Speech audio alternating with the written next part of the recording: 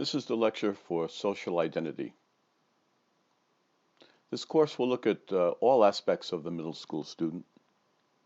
So this beginning talk will focus on a number of overall issues that the typical young adolescent will face.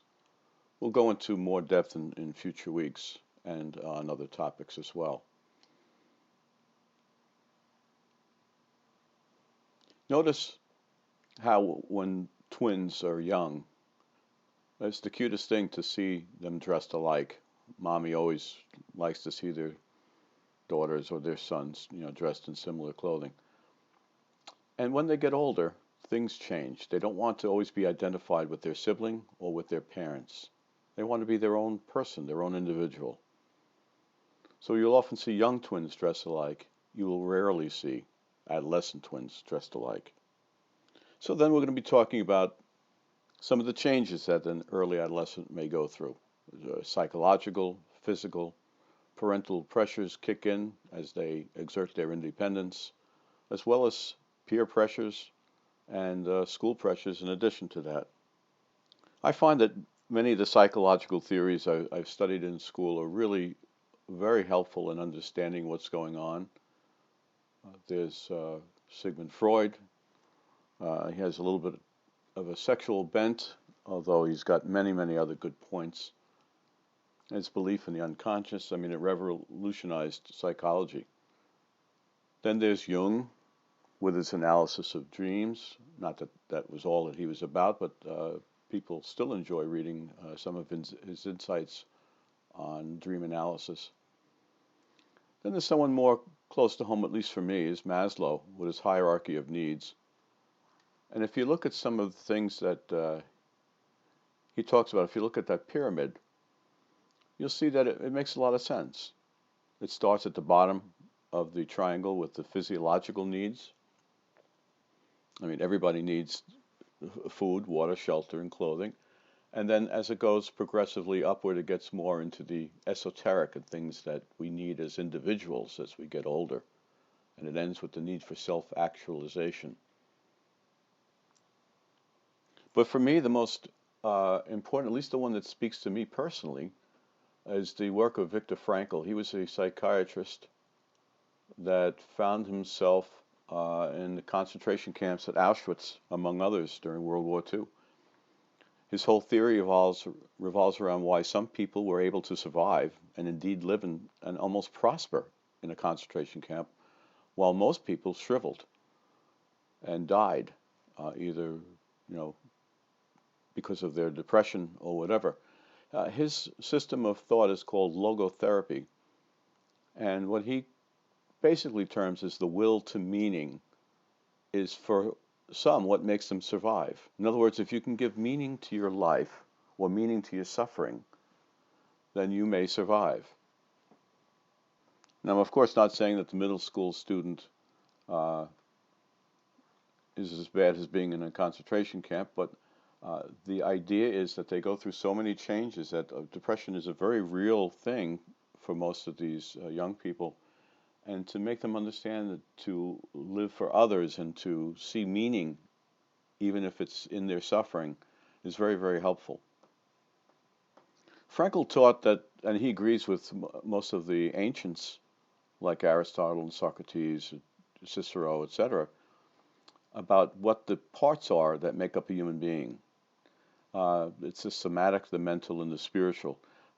As a society, I don't think we put too much credence on the third, and that could be why much of our world is in chaos. Now, I'm not talking about a religion here particularly. I'm looking for something, a word, maybe a better word would be existential, just an understanding that there may be more to our existence than what we can perceive with our senses, our normal senses. He believed that there was some part of us that had to look for something greater than ourselves. So I guess it could be religious, but does not have to be. What I think he may have meant, and what other people mean by it, is we've all seen the camaraderie of a sports team. What does every school have around homecoming? They have a spirit week. Okay, so that's the type of thing I'm talking about. It's when you have this collective energy that puts a greater good on the team and not so much on the individual. And I think this is a small example of what I think Frankl meant by a spiritual side. And this part, unfortunately, is ignored by many people. One of the things that philosophers tell us that uh, people don't get bored with. Boredom is really is interesting. I heard a lecture, and someone had said in the lecture that boredom is really a new word. The word boredom does not exist in any pre-modern language. Anyway, they tell us that there are three things that humans do not get bored with. That is the good, the true, and the beautiful. Uh, the good can be something that maybe makes us joyful. Notice I'm not using the term happy because happy is momentary. Joy is a way of looking at life. Joy is deeper, I think. What is true? Well, in today's world, there's lots of philosophies of what people think are true. There's a relative view that what is true for you may not be true for me. I'm not sure I buy into that. You know, everybody's different, they would say. Or you could mean what you perceive corresponds to reality. Aristotle said a very interesting thing regarding what truth is, and he used only one syllable words to express it. Here's what he said, quote, to say of what is that it is not, or of what is not that it is false, while to say of what is that it is, and of what is not that it is not, is true. I may have butchered that, but you get the idea. And the last thing, what is the beautiful? It's hard to describe but you know when you see it. I always tell the story that I passed a friend of mine on the road a few years ago traveling to work, and I saw him. He was pulled over to the side of the road and was just sitting there, and I thought maybe he was having car trouble. So I pulled over and asked him if he needed any help, if he was okay, and all he did was he pointed at the sky, and he was right. I was driving to work like a maniac, and there it was right in front of me, a beautiful dawn, and I would have missed it. It's a good example of what the beautiful might be. Most pre-adolescents are very narcissistic in their thinking while they go through all these changes. They're trying to figure out who they are. But one thing I've noticed over the years, after 37 years of education experience in the field, I noticed that the kids that are involved in the lives of others were much more balanced and happy. And, you know, when I think about myself, when I'm having a bad day, uh, if I dwell on that, I get more and more into myself and I get more and more unhappy.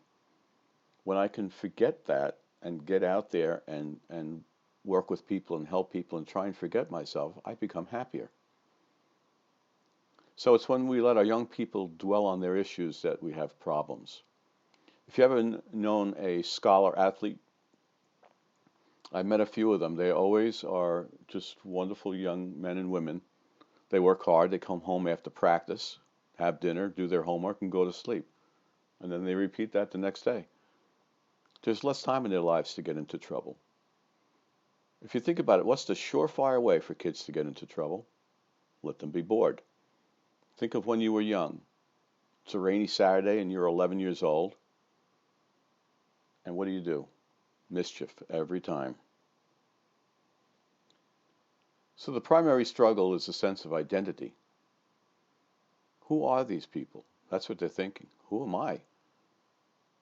It's a sense of awkwardness about yourself and your body. Your legs may be longer, or your arms may be longer than the rest of your body. Your head may be bigger than your torso. The desire for independence with the inability to carry out that independence. Some things to think about. Young people are moody. Their style of dress is more peer-related than it was. All of a sudden, mom doesn't have a say in what, you know, a young person may buy. They find out their parents aren't perfect. They're embarrassed by their parents. I always tell the story of being in the mall and hiding from my mother. I was talking to a young girl that I was interested in, and I saw my mother coming. I certainly didn't want to, you know, the young girl to think that I was at the mall with my mother. Uh, they're going to be interested in sex because their hormones are raging, but they're going to be very shy because they don't know why they're feeling what they're feeling. They may begin to experiment with drugs and alcohol. This is a great quote I read someplace. It was written by an eighth grader, and he wrote, "I am not what I think I am. I'm not what you think I am. I'm what I think you think I am." I think by that he means that we spend a lot of time wondering what other people think of us. Not what they really think of us, but what we think they think of us.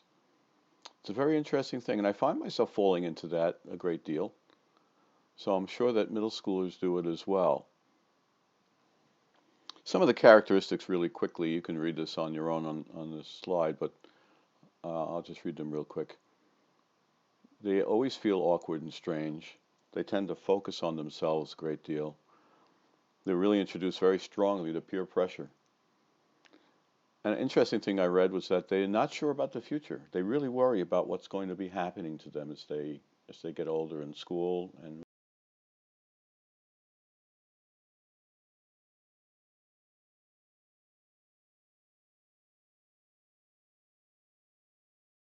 begin to develop identity outside of the family unit. Many teenage girls, especially, there are boys as well, that have unrealistic body image problems or eating disorders. There are many studies out there that talk about girls and their chronic dieting, excessive exercising, taking water pills, laxatives, etc. Video games are a real interesting addiction in some ways. For many years, I used to hate driving down residential streets because kids were outside playing. Either they were playing hockey and they had to move the nets to the side to let the cars pass, or they were playing basketball or whatever sport was in season. And I've been thinking as of late, where are the kids? I don't see them outside like when I was younger, playing in the streets, or even when I was a young driver. They seem to have left and gone inside and played Wii and some other ways of doing that.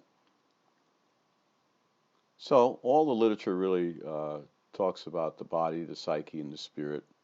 Basically, we need to stay fit, eat right, study hard, and work at all the elements that make up our world. The slide with the people and their body image is very interesting. I just picked this off the internet. Uh, you can see what I mean by that and why I put it up there. And the last thing I'd like you to do is to watch a short video. What is a way to do what I'm talking about, to stay fit, study hard, and work at all the elements? If you check the statistics, you'll see that much of our world is experiencing early death because of lack of whatever. There's also a lot of debilitation. Alzheimer's is prevalent, and it's encroaching on younger ages. But what if I told you that there's a group of people living in the United States that are living longer with quality of life that supersedes what we have or seems to? That some of these people who have willed their brains to science have full-blown Alzheimer's, they found, but did not demonstrate any symptoms. This is interesting. I've been following this study for a couple of years now. Believe it or not, they're a group of nuns who live in Minnesota, I believe. Many of these nuns are living past the 100s. As a matter of fact, I think there was, in the study that I'm going to show you, there was 6 or 8 of them who were over 100. How did they do it? Well, I think if you reflect on some of the things I've said and take a look at this video, you'll begin to see. And the reason I'm doing this is so that when you start working with young people, they have to be trained to look at these things, to realize that there are different parts of their body, and they shouldn't just exercise, but they should work on their brain power. We're different sections. They all have to work together to create a happy person.